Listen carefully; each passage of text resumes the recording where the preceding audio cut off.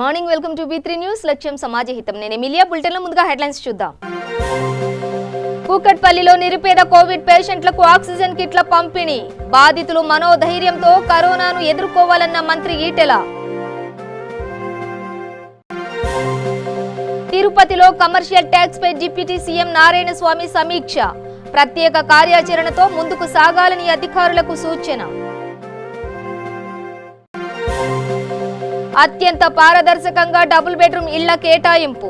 అధికారులను ఆదేశించిన మంత్రి హరీష్ రావు.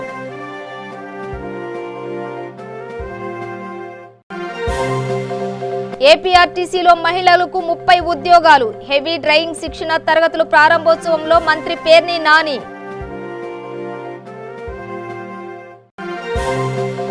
కరీంనగర్లో జీఆర్ఎఫ్ నూతన వాహనాలను ప్రారంభించిన మంత్రి. ప్రజా సేవలు మెరుగుపరిచేందుకు ప్రభుత్వం కృషి చేస్తుందన్న గంగుల.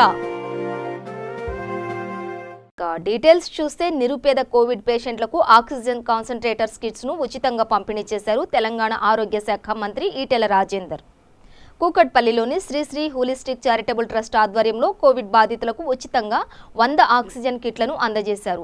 ఆక్సిజన్ అవసరం ఉన్న కోవిడ్ పేషెంట్లు హోలిస్టిక్ ఆసుపత్రి హెల్ప్ లైన్ నెంబర్ ద్వారా కిట్లను పొందవచ్చని మంత్రి సూచించారు. కరోనా సోకిన వారు భయపడకుండా ధైర్యంతో కరోనాను జయించాలని తెలిపారు.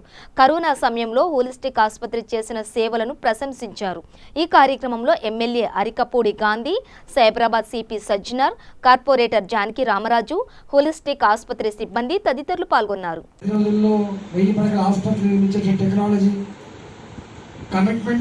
చైనా, ప్రపంచాన్ని శాసిస్తున్న దేశం అమెరికా, ఆ దేశం కూడా విలువలాడుతూ ఉంది. భారతదేశం లాంటి 135 కోట్ల జనాభా కలిగిన అనేక అంతరాలతో కూడినటువంటి ఈ సమాజంలో ఇది వ్యాపిస్తే ఎట్లా ఉంటుందనేటువంటి అనుమానం జరిగింది. ఎక్కడ ఎవరు దిక్కు లేకపోతే దేవుడి దిక్కన్నట్టుగా ఎందుకో మన దేశాన్ని, మన దేశ ప్రజానీకానికి ఈ వైరస్ మనంత కడగడలు ఆడించలేకపోయింది. ఇవాళ దీనికి చాలా సందర్భంలో దీనికి మందు లేదు, మాకు లేదు, వ్యాక్సిన్ లేదని చెప్పినాము. దీనికి మొట్టమొదటి మనం నేను చాలాసార్లు చెప్తా ఉన్నా, ఇట్లాంటి పాండమిక్ సందర్భంలో ఒక డిపార్ట్మెంట్ ఫేస్ చేయలేదు. దీన్ని ఇది మొత్తం మానవాళి కలిసికట్టుగా సమిష్టిగా ఎదుర్కొంటుంటే ఒక విపత్తు. కాబట్టి దానికి తగ్గట్టుగానే భారతదేశం ఎంత గొప్ప దేశం అంటే, భారతదేశంలో దాతృత్వానికి కొదవలేదు, ధైర్యానికి కొదవలేదు, మానవత్వానికి కూడా కొదవలేదు. అక్కడక్కడ కొన్ని సంఘటనలు జరుగుతుండొచ్చు కాక, ఆ మానవత్వాన్ని ప్రశ్నిస్తుండొచ్చు కాక, కానీ మరోసారి మానవత్వానికి కొదవలేదని చెప్పినటువంటి సందర్భం ఈ కోవిడ్ సందర్భం. ఇంతమంది వారు చెప్తా ఉన్నారు, రామచంద్ర గారు, మా సిపి గారిని పోలీస్ అంటే మేము ఒక భావనతో ఉంటుంది, కానీ మా సిపి గారు వారి సిబ్బంది సర్వీస్ చేస్తున్న తీరు చూసిన తర్వాత మా అభిప్రాయం మార్చుకున్నారండి. అందుకనే చాలామంది పరిశీలించకుండా, పరికించకుండా, స్పృశించకుండా కన్క్లూజన్ డ్రా చేసుకుంటా ఉంటారు. తప్పు. మనిషిని పరిశీలించాలి. మనిషితో దగ్గర దోస్తాన్ని పెడితే మనిషిని తెలుస్తుంది. ఇవాళ నిజంగా సమాజంలో దుర్మార్గులు కొద్దిమందే ఉంటారు, గుర్తుపెట్టుకోండి.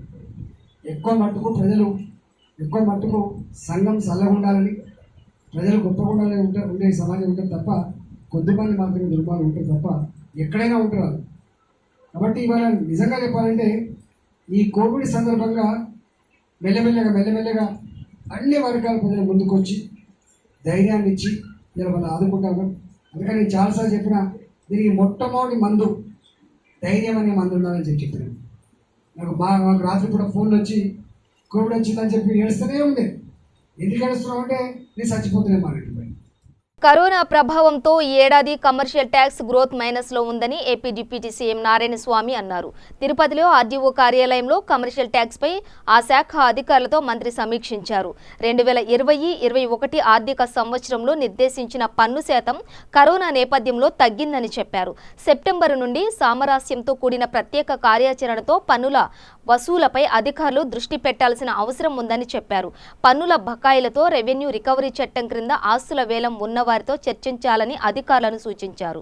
రైతుల పట్ల ఆయనకి ఏ విధంగా మక్కువ ఉంది, ఇది రైతుల పక్షపాతిగా వారు నడుస్తూ రైతుల కోసం నిరంతరం ఇటు తాగునీరు ఇటు సాగునీరు ఇచ్చే కార్యక్రమానికి దాదాపు 490 కోట్లతో ఈరోజు శంకుస్థాపన చేసి దానికి కూడా ఒక క్యాలెండర్ డేట్ కూడా ఇవ్వడం జరిగింది. 21 ఫిబ్రవరికి పూర్తి చేసి 30 గ్రామాలు మున్సిపాలిటీకి తాగునీరు, 38,627 ఎకరములకు సాగునీరు ఇచ్చే కార్యక్రమాన్ని ఈరోజు వారు శంకుస్థాపన చేశారు. ఈ కరోనా భయంకరమైన ఈ ఆపత్తులో కూడా మా డిపార్ట్మెంటు కమర్షియల్ ట్యాక్స్ డిపార్ట్మెంటు పూర్తి సహకారంతో, అంటే మాకు గ్రోత్ రేటు -24.7 అయినా కష్టపడి పనిచేస్తున్నారు. ఎలాంటి ఫోర్స్ లేకుండా ఎవరిని కూడా బాధించకుండా మంచి ప్రేమతో ఈ యొక్క గూడ్స్కి సంబంధించినటువంటి ఈ పన్నులు వసూలు చేసే దాంట్లో కూడా చక్కగా పనిచేస్తూ ఉన్నారు. ఈ రెవెన్యూ రికవరీ చట్టం కింద పెండింగ్లు ఉండే ఆస్తుల వేలం కూడా వాళ్ళతో మాట్లాడి కనీసం వాళ్ళ దగ్గర మంచిగా మాట్లాడి దాన్ని వేలం వేసే కార్యక్రమంలో డేట్ మళ్ళీ వాళ్ళకి ఇచ్చి వాళ్ళ దగ్గర కూడా ఆ అమౌంట్ని రికవర్ చేయమని చెప్పడం జరిగింది. అదేవిధంగా డివిజన్ వారి యొక్క భవిష్యత్ యాక్షన్ ప్లాన్ కూడా చేయమన్నాము. ఎందుకంటే అక్టోబర్ దాటినాక మళ్ళీ మీకు అందరికీ తెలుసు ఆర్థిక వ్యవస్థ చిన్నాభరణం అయిపోయింది కరోనా వల్ల, ఈ కోవిడ్ వచ్చిన దానివల్ల.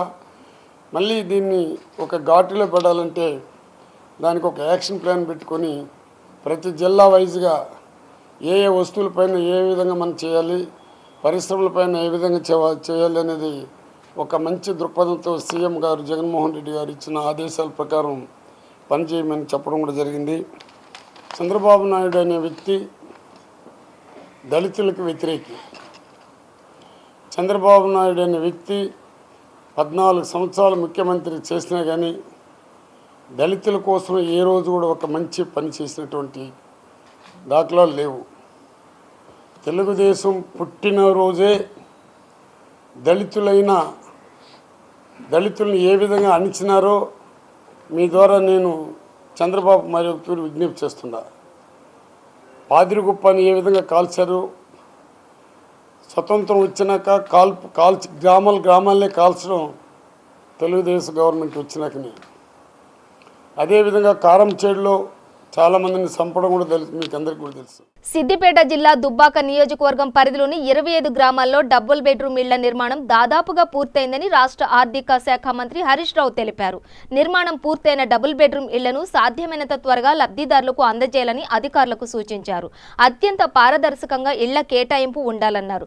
ప్రతి సైట్లోనూ విద్యుత్, త్రాగునీటి సౌకర్యం కల్పించాలన్నారు. ప్రతి ఇంటికి ఇంకుడు గుంత నిర్మాణం చేపట్టాలన్నారు. అలాగే ప్రతి సైట్లో హరితహారంలో భాగంగా మొక్కలు నాటాలని సూచించారు.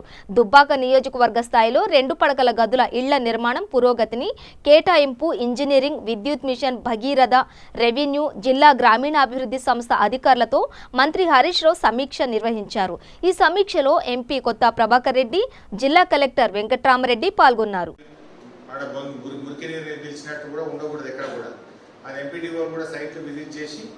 వాటర్ లాగింగ్ లేకుండా చూడండి, ల్యాండ్ లెవెలింగ్ చేసుకోండి, జంగల్ క్లియరెన్స్ చేసుకోండి.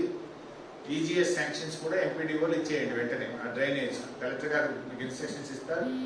ఆ డ్రైనేజెస్కు నేను కొంత పోర్షన్ ఈజీఎస్ నుంచి ఇస్తాను, కొంత పోర్షన్ జిల్లా ఫండ్ నుంచి ఇస్తాను, కొంత ఏదైనా వేరే పూలకు చేసి ఇంట్రెస్ట్ నుంచో దాని నుంచో ఇచ్చేస్తాను. మీరు ఇస్తారు, మెయిన్ లైన్ నుంచి ఇస్తారు. కొత్త వాటర్ ట్యాంక్ కూడా శాంక్షన్ చేస్తాను కంప్యూటర్కు. చేసి కట్టాలంటే మీకు 1-2 నెలలు పడుతుంది. బట్ ఆల్టర్నేట్ సోర్స్ ప్రతి సైట్ దగ్గర అట్లీస్ట్ ఆల్రెడీ కట్టడానికి వేసిన బోర్కు ఒక హ్యాండ్ పంప్ అన్న పెట్టండి, లేదా ఒక సింగిల్ ఫేజ్ మోటార్ అన్న పెట్టండి. ఏదో ఒక ప్రత్యామ్నాయమైన వాటర్ సప్లై లేకపోతే ప్రజలకు ఇబ్బంది అవుతుంది. మీరు ఏదో ఒక రోజు డిస్టర్బ్ అయింది, కరెంట్ వల్లనో పైపుల వల్ల వస్తే ఒకటేసారి అయితే అండి. మరి ఎలక్ట్రిసిటీ కూడా బై 8 బలవంతంగా అయిపోవాలి. మేము డబ్బులు ఇస్తాం, ఇక ఏజెన్సీకి చెప్పేసి డ్రైనేజ్ వరకు మీరు స్టార్ట్ చేసుకోండి. ఎంపీడీ వరకు చెప్పిన మీటింగ్ ప్రతి సైట్ కూడా హరితహారం పూర్తిగా వాళ్ళు వాటర్ సప్లై, ఎలక్ట్రిసిటీ వాళ్ళు మీటర్లు పెట్టాలి. వీళ్ళేమో ఆ డ్రైనేజ్ పూర్తి చేసుకోవాలి. మత్స్యకారుల జీవితాల్లో వెలుగులు నింపడమే తెలంగాణ ప్రభుత్వ లక్ష్యమని మంత్రి సబితా ఇంద్రారెడ్డి పేర్కొన్నారు. రంగారెడ్డి జిల్లా కందుకూరు మండలంలోని పలు గ్రామాల్లో చెరువుల్లో చేప పిల్లలను వదిలే కార్యక్రమంలో ఆమె పాల్గొన్నారు. మత్స్యకారుల సంక్షేమానికి ప్రభుత్వం 1000 కోట్లతో ప్రత్యేక ప్రణాళిక రూపొందించి అమలు చేస్తున్నట్లు తెలిపారు. మంత్రి కుల వృత్తులను ప్రోత్సహించేందుకు సీఎం కేసీఆర్ విశేష కృషి చేస్తున్నారన్నారు. చేపలు, గొర్రెల పెంపకం వల్ల గ్రామాల్లో సైతం అభివృద్ధి జరుగుతుందని, తెలంగాణ రాష్ట్రం ఇతర రాష్ట్రాలకు ఎగుమతి చేసే స్థాయిలో ఉంటుందని తెలిపారు. మత్స్యకారులు ప్రోత్సహించాలనే ఉద్దేశంతో, వాళ్ళ ఆర్థికంగా ఎదగాలనే ఉద్దేశంతో మత్స్యకారులు కావచ్చు, కొన్ని ప్రాంతాల్లో ఆర్థికంగా ఎదిగే ప్రయత్నం చేయాలనే ఉద్దేశంతో దానికి ఒక నిర్ణయాన్ని తీసుకొని 52 కోట్ల రూపాయల బడ్జెట్తో 82 కోట్ల చేపల షీడ్ ఈరోజు వేయడం జరిగింది. అంటే రాష్ట్ర వ్యాప్తంగా తీసుకుంటా ఉన్నాం. ఈరోజు కందుకూరులో కొన్ని చెరువులలో మనం వేస్తూ వస్తున్నాం. ముఖ్యమంత్రి గారి ఉద్దేశం ఒకటే, గ్రామంలో ఉన్న ఈ దాన్ని డిపెండ్ అయ్యి బ్రతుకుతున్న వాళ్ళందరూ ఆర్థికంగా ఎదగాలంటే వాళ్ళకి అవకాశాలు కల్పించాలి. ఇప్పుడు పక్క చెరువు దగ్గరికి వెళ్ళాను, అక్కడ వాళ్ళు చెప్తా ఉన్నారు, పోయిన సంవత్సరం ఒక చిన్న చెరువు మీద వాళ్ళకి 2 లక్షల ఆదాయం వచ్చింది. వాళ్ళకి ఒక నయా పైసా ఖర్చు లేకుండా ప్రభుత్వం ఈరోజు సీడ్ కొని వేస్తూ ఉంది. కాబట్టి దయచేసి ఇక్కడ ఉన్న సంఘాల వాళ్ళు కూడా చేపలు ఇక్కడ తీసుకొచ్చి వదులుతున్నప్పుడు అయితే మనం ఒక రంగారెడ్డి జిల్లాలో 800 మందికి 2 వీలర్స్ ఇచ్చారు, మిగతా 4 వీలర్స్ ఇచ్చున్నారు. ఎక్కడైనా కావాలంటే ఫిష్ అవుట్లెట్ ఏర్పాటు చేస్తూ ఉన్నారు. హైదరాబాద్ నేనేమంటానంటే మా సంఘంలో ఉన్న సోదరులందరినీ కూడా, ముద్రా సంఘం కావచ్చు, మత్స్యకారులకు సంబంధం కావచ్చు, ఇక్కడే చిన్నగా ఉన్నప్పుడే పట్టి నష్టపోయేదానికన్నా కొంచెం వాటిని పెరగనిచ్చి వాటిని తీసుకెళ్లి హైదరాబాద్ మన దగ్గరలో ఉంది, హైదరాబాద్ మార్కెట్లో మీరు మార్కెటింగ్ చేసుకుంటే ఖచ్చితంగా మీకు ఆదాయం ఇంకా పెరగడానికి అవకాశం ఉంటుంది. కాబట్టి ఆ దిశగా ఆలోచించాలని కోరుతా ఉన్నాను. ఇదే కాకుండా చేపలు పట్టడానికి వలలు ఇలాంటివన్నీ కూడా ఏర్పాటు చేస్తా ఉన్నాం. కాబట్టి ముఖ్యమంత్రి గారి ఆలోచన ఒకటే, అన్ని వర్గాలు, అన్ని కులాలు ఆర్థికంగా ఎదగాలంటే ఇటు వీళ్ళకి చేప పిల్లలు, యాదవులకు గొర్రె పిల్లలు ఇలాంటివి ఇస్తూ ఆర్థికంగా ఎదిగే ప్రయత్నం, గ్రామాలలో ఉన్న కుల వృత్తులను ప్రోత్సహించే దిశగా ఈ ప్రభుత్వం పనిచేస్తుంది. ప్రజా రవాణా శాఖలో మహిళలకు 30 ఉద్యోగాలు కల్పిస్తామని మంత్రి పేర్ని నాని చెప్పారు. కృష్ణా జిల్లా మచిలీపట్నం ఆర్టీసీ బస్టాండ్లో హెవీ డ్రైవింగ్ శిక్షణ తరగతులను ప్రారంభించారు. సుశిక్షితులైన ఆర్టీసీ డ్రైవర్ల సేవలను వినియోగించుకుంటూ రాష్ట్ర వ్యాప్తంగా నిరుద్యోగ యువతకు హెవీ వెహికల్ డ్రైవింగ్ శిక్షణ ఇచ్చే లక్ష్యంతో ఈ కార్యక్రమం చేపట్టామని మంత్రి తెలిపారు. ప్రతి పార్లమెంటు నియోజకవర్గంలో డ్రైవింగ్ శిక్షణ కేంద్రాన్ని ఏర్పాటు చేస్తున్నట్లు తెలిపారు.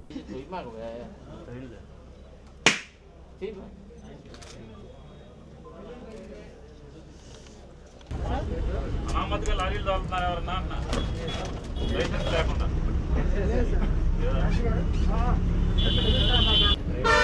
అంటే మనం అప్పుడు బయట వాళ్ళని తీసుకొచ్చేసాం. ప్యాకేజ్ అయితే మాకు కూడా ఉంది సార్, మన నార్మల్ సిచ్యువేషన్ ఖచ్చితంగా కావాలి. అనామతిగా లారీలు తోలుతున్నారు ఎవరన్నా అన్న లైసెన్స్ లేకుండా.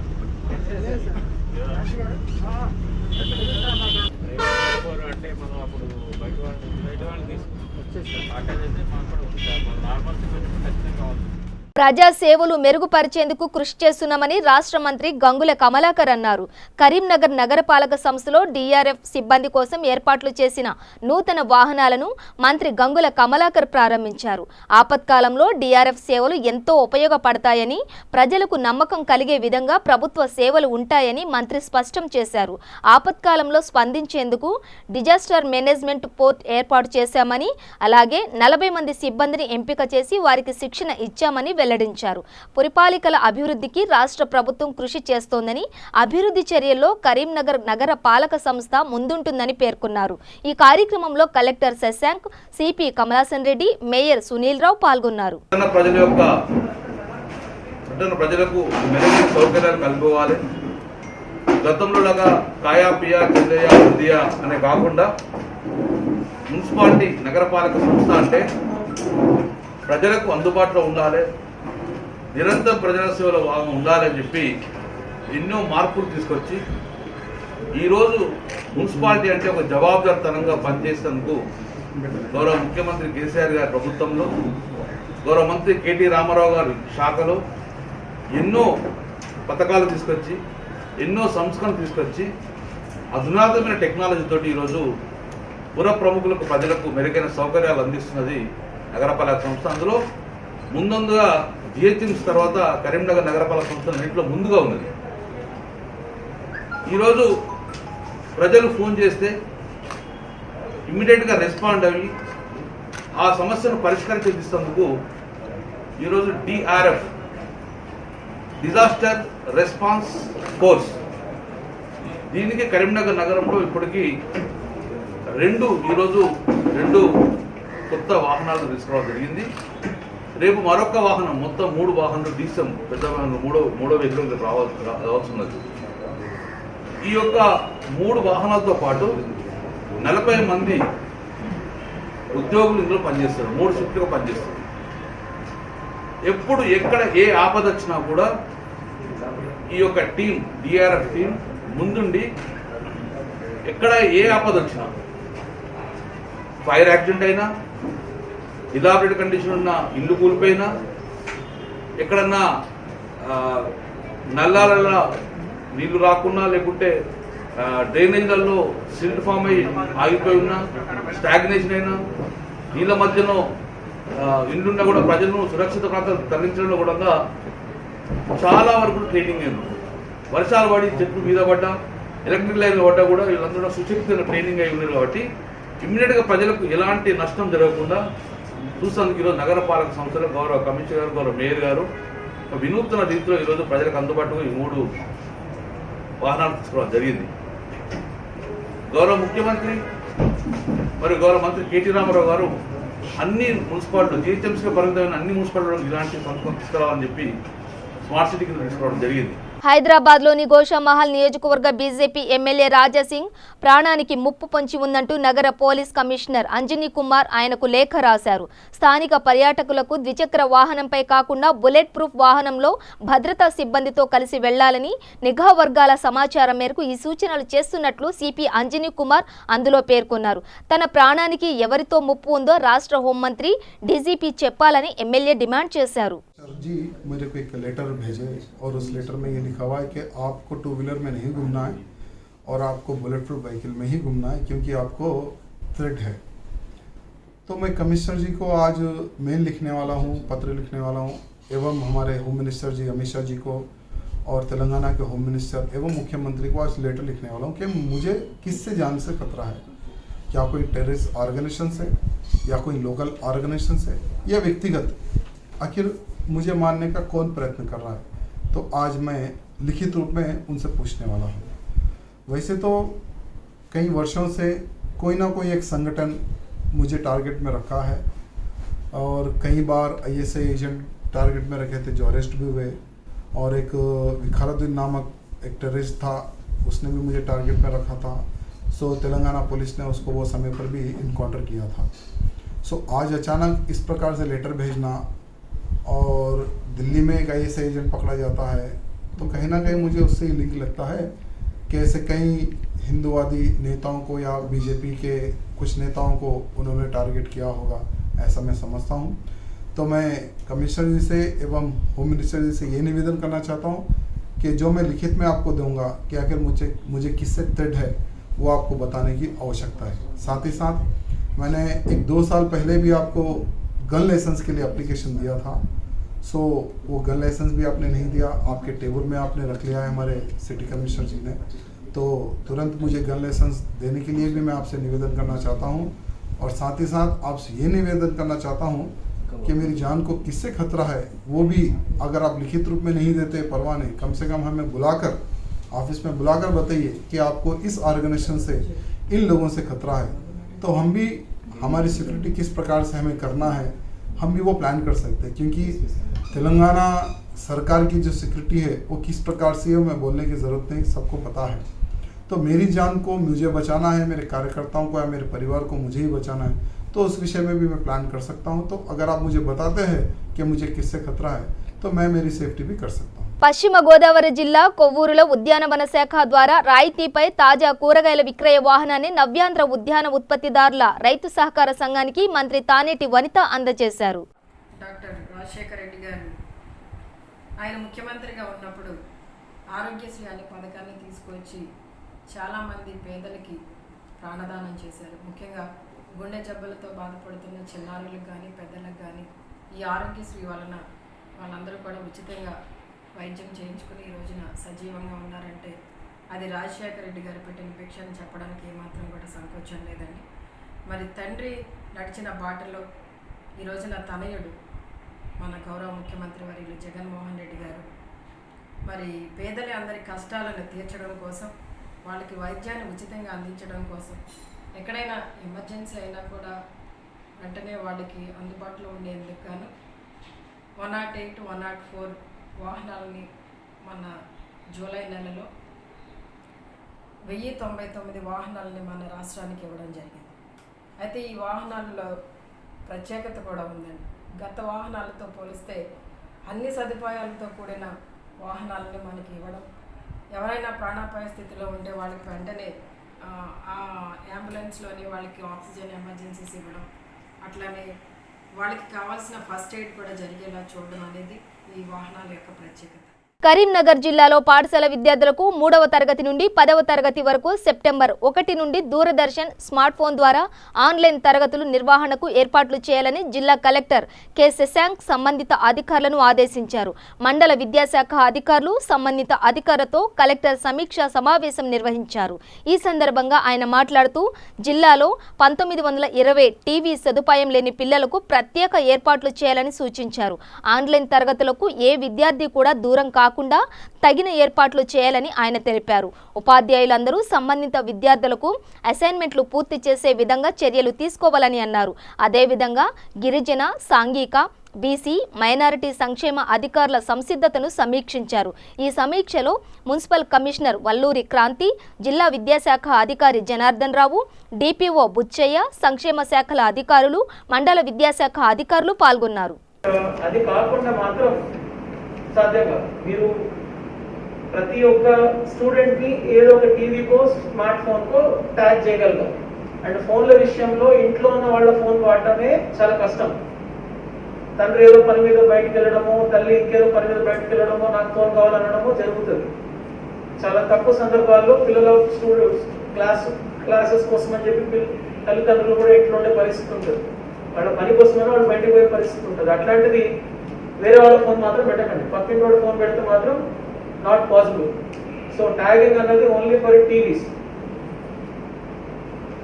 ఫోన్స్ విషయంలో, స్మార్ట్ ఫోన్స్ విషయంలో ఓన్లీ ఇంట్లో ఉంటే మాత్రమే కౌంట్ చేసుకోండి. చుట్టాల ఫోన్ ఉంది, ఇంకెవరో ఫోన్ ఉంది, ఆల్ దట్ డజంట్ వర్క్. మనము పేపర్ మీద అందరు ట్యాగ్ అయినా చూపించుకోవడానికి తప్ప దేనికి పనికిరాదు. టీవీ టీవీ అక్కడే ఉంటుంది, ఎవరు మోసుకొని పోరు. కాబట్టి పక్కింట్లో ఎదురింట్లో పిల్లలు వెళ్ళి చూడడానికి అవకాశం ఉంటుంది. ఊళ్ళల్లో ఇప్పటికీ పాసిబుల్ ఉంటుంది. Urban area definitely is a challenge. But మీరు మండల వారీగా, క్లాస్ వారీగా ఎంతమంది ఇంకా ట్యాగ్ కాలేదు అన్నది వర్కౌట్ అయితేనే సాధ్యమవుతుంది. మీరు ఇక్కడ దృష్టి పెట్టాల్సిన 2 కేటగిరీలు, మీరు ట్యాగ్ చేసిన కేటగిరీ టీవీలకే ట్యాగ్ చేసినారా లేదా అన్నది చెక్ చేయండి ఫస్ట్. అండ్ నేను అడిగిన ఇంకో ప్రశ్న, ఒక టీవీ ముందర ఎంతమంది పిల్లలు ఉన్నారు అని అడిగినాను. అది కూడా మీరు వర్కౌట్ చేయాలని. ఇంకా నేను చెప్పిన ఇన్ఫర్మేషన్ తీసుకుంటేనే సాధ్యమవుతుంది. ఒక టీవీ ముందర ఎంతమంది పిల్లలు. ఎందుకు ఒక టీవీ ముందర మళ్ళీ మనం 5 10 మంది కూర్చోబెడితే లాభం ఏం లేదు. యావరేజ్ గా 1 లేకపోతే 2. తెలంగాణ సీఎం కేసీఆర్ కు కాంగ్రెస్ ఎమ్మెల్యే జగ్గారెడ్డి వార్నింగ్ ఇచ్చారు. అపాయింట్మెంట్ ఇవ్వండి, సమస్యలను నివేదిస్తామని చెప్పిన జగ్గారెడ్డి ఒకవేళ అపాయింట్మెంట్ ఇవ్వకపోతే ప్రగతి భవన్ వద్ద నిరసన దీక్ష చేస్తానని అన్నారు. ఎన్నికల హామీలను నెరవేర్చడంలో ప్రభుత్వం విఫలమైందని, కాళేశ్వరం నీటితో ఉమ్మడి మెదక్ జిల్లాను సస్యామలం చేస్తానన్న హామీ నేటికి నీటి మూటగానే మారిందని మండిపడ్డారు. కేసీఆర్ మేనిఫెస్టో అందుబాటులో లేకుండా నెట్లో నుండి కూడా తొలగించారని, ముస్లింల ఓట్ల కోసం 12% రిజర్వేషన్ ఇస్తానని హామీ ఇచ్చిన కేసీఆర్ ఆ విషయాన్నే మర్చిపోయారని దుయ్యబట్టారు. రాత్రిపూట లైటింగ్ ఎవరికైనా మంచిగా అనిపిస్తుంది. ఎవరికైనా ఇప్పుడు కాళేశ్వరం డ్యామ్కి మొత్తం లైట్లు వేస్తున్నాడు, రాష్ట్రం అంతా చూపెడుతున్నాడు. అది ఏందో మొత్తం మీద ప్రజలు కూడా ఆలోచించేసుకోవాలి ఇదంతా కూడా. కాబట్టి మేమేమంటున్నామంటే ఈ ముఖ్యమంత్రి కేసీఆర్ గారు ఈ ప్రజలను మోసం చేస్తున్నాడు అని ప్రజలు తెలిసినా ప్రజలు మళ్ళీ అతనికి ఓటేస్తున్నారు. ఇది ఎందుకు అనేది ఒక ప్రశ్నగా మిగిలిపోయింది. కాబట్టి నేను ఈ మధ్యకాలంలో ఒక సంగారెడ్డి నియోజకవర్గం అనే కాదు, సంగారెడ్డి నియోజకవర్గము ఉమ్మడి జిల్లా అనుకోండి, రాష్ట్ర ప్రజల పక్షాన మొన్న 10 రోజుల కిందట సిఎల్పి ప్రెస్ మీట్లో చెప్పడం జరిగింది. అయ్యా ముఖ్యమంత్రి గారు, ఇప్పుడు మా ప్రభుత్వం లేదు కాబట్టి మేము ఇచ్చిన హామీలు మీ ప్రజలకు నెరవేర్చాలంటే మా ప్రభుత్వం లేదు కాబట్టి మేము చేయలేము. కానీ ప్రజల పక్షాన అయితే కాంగ్రెస్ పార్టీ పోరాడాల్సిన అవసరం మాకుంది. కాబట్టి మేము గత 15 రోజుల కింద చెప్పడం జరిగింది. ముఖ్యమంత్రి గారు ఈ సెప్టెంబర్ 2వ తారీఖున దయచేసి అపాయింట్మెంట్ ఇవ్వండి. 2వ తారీఖున నేను కోరడం జరిగింది. దేని గురించి అయ్యా అంటే మాకేం సొంత పైరవులు లేవు, పనులేం లేవు. కానీ ముఖ్యమంత్రి గారి ప్రగతి భవన్లో కలవడానికి మేము ఎందుకు అపాయింట్మెంట్ కోరుతున్నానంటే, ఒక సంగారెడ్డి ఉమ్మడి జిల్లా అనుకోండి, రాష్ట్ర ప్రజలు అనుకోండి, ఈ 12% ముస్లింల రిజర్వేషను, 12% ఎస్టీల రిజర్వేషను, రైతుల రుణమాఫీ, రియంబర్స్మెంట్ ఫీజు, మహిళా గ్రూపులకు లోన్స్ లేవు, చదువుకున్న నిరుద్యోగ భృతి లేదు. ఇంకా ఇంకోటి ఏంది, 57 ఏళ్ళ ఉన్న వాళ్ళకి ఇస్తానండి మరి పెన్షన్. మరి 57 ఏళ్ళ పెన్షన్ కథ ఏమైంది? ఇక డిసెంబర్ వస్తే 2 ఏళ్ళు అయిపోతున్నాయి. మరి ఇక 2 ఏళ్ళు అయితే ఎలక్షనేనా? కాబట్టి ఈ రకమైనటువంటి పరిస్థితి ఉంది. కాబట్టి ఈ అన్ని డిమాండ్ల మీద ముఖ్యమంత్రి గారికి నేను 2వ తారీఖున అపాయింట్మెంట్ కోరుతున్నా. రంగారెడ్డి జిల్లా ఆమనగల్లు పట్టణంలో మండల ఎంఆర్పీఎస్ ఆధ్వర్యంలో రిలే నిరాహార దీక్షలు చేపట్టారు. ఈ తరుణంలో మందకృష్ణ మాదిగ దీక్షా శిబిరాన్ని సందర్శించారు. రాష్ట్రంలో రైతు నివేదిక భవనాలు, ప్రకృతి వనాలు, డంపింగ్ యార్డ్ల పేరుతో దళితుల, గిరిజనుల అసైన్డ్ భూములను లాక్కుంటున్నారని ఆరోపించారు. దళితులకు 3 ఎకరాల భూమి ఇస్తానని ప్రకటించిన కేసీఆర్ ఇప్పుడు రైతుల ఆత్మహత్యలకు పాల్పడుతున్నా పట్టించుకోకుండా వారి భూములను లాక్కుంటున్నారని మండిపడ్డారు. దళితులకు న్యాయం జరిగే వరకు నిరంతరం పోరాటం చేస్తామని స్పష్టం చేశారు. మొదటి ముఖ్యమంత్రి అవుతారేమోనని చెప్పి తెలంగాణ సమాజం, ముఖ్యంగా దళిత సమాజం భావించుకున్నది. కానీ తెలంగాణ రాష్ట్రం ఏర్పడితే దళితుడినే ముఖ్యమంత్రి చేస్తున్న కేసీఆర్ అదే దళిత జాతిని మోసం చేసి తనే ముఖ్యమంత్రి అయ్యాడు. ఇది మొదటి మోసం. రెండోది, తెలంగాణ రాష్ట్రంలో దళితుల్లో, గిరిజనుల్లో పేదరికం ఉండద్దని, భూమి లేని పేదలందరికీ 3 ఎకరాల భూ పంపిణీ చేస్తానని చెప్పి కేసీఆర్ వాగ్దానం చేశాడు. ఆ వాగ్దానం నీటి మూటగానే మిగిలిపోయింది. కానీ ఒక ప్రమాదం మాత్రం ఆయన రూపంగానే వచ్చింది. వాగ్దానం అమలు జరగలేదు, కానీ ప్రమాదాన్ని మాత్రం దళిత ప్రజల ఇళ్లలోకి తీసుకొచ్చాడు. అదే తరతరాలుగా ఎంతో కొంత గత ప్రభుత్వాలు ఇచ్చిన అసైన్మెంట్ భూములని వివిధ రకాల అవసరాలంటూ దళిత గిరిజన అసైన్ భూములనే లాక్కోవడం కేసీఆర్ ప్రభుత్వంలో పూర్తిగా ఎక్కువైపోయింది. ఇప్పుడు ఇదే పరిస్థితి కొనసాగితే ఆయన పంచాల్సిన భూమి ఎక్కడ పంచడం లేదు, కానీ మొత్తం తీసుకునే ప్రక్రియ మా చేతిలో ఉండబడే, మా పేరుతో ఉండబడే భూములనే లాక్కునే ప్రక్రియ ఇంకా ముందుకెళితే ఈ తెలంగాణ సమాజంలో దళిత వర్గాలకు ముఖ్యంగా నిలువనీడ లేకుండా చేసే ఒక ప్రమాదం వచ్చేసింది. బులెటిన్ ముగించే ముందు హెడ్లైన్స్ మరోసారి. కూకట్పల్లిలో నిరుపేద కోవిడ్ పేషెంట్లకు ఆక్సిజన్ కిట్ల పంపిణీ. బాధితులు మనోధైర్యంతో కరోనాను ఎదుర్కోవాలన్న మంత్రి ఈటెల. తిరుపతిలో కమర్షియల్ ట్యాక్స్ పై డిప్యూటీ సీఎం నారాయణ స్వామి సమీక్ష. ప్రత్యేక కార్యాచరణతో ముందుకు సాగాలని అధికారులకు సూచన. అత్యంత పారదర్శకంగా డబుల్ బెడ్రూమ్ ఇళ్ల కేటాయింపు. అధికారులను ఆదేశించిన మంత్రి హరీష్ రావు.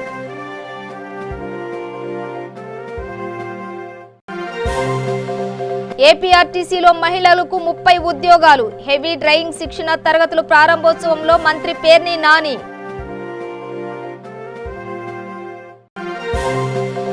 కరీంనగర్లో జీఆర్ఎఫ్ నూతన వాహనాలను ప్రారంభించిన మంత్రి. ప్రజా సేవలు మెరుగుపరిచేందుకు ప్రభుత్వం కృషి చేస్తుందన్న గంగుల. ఇవి బులెటిన్ డీటెయిల్స్. చూస్తూనే ఉండండి V3 న్యూస్, లక్ష్యం సమాజహితం.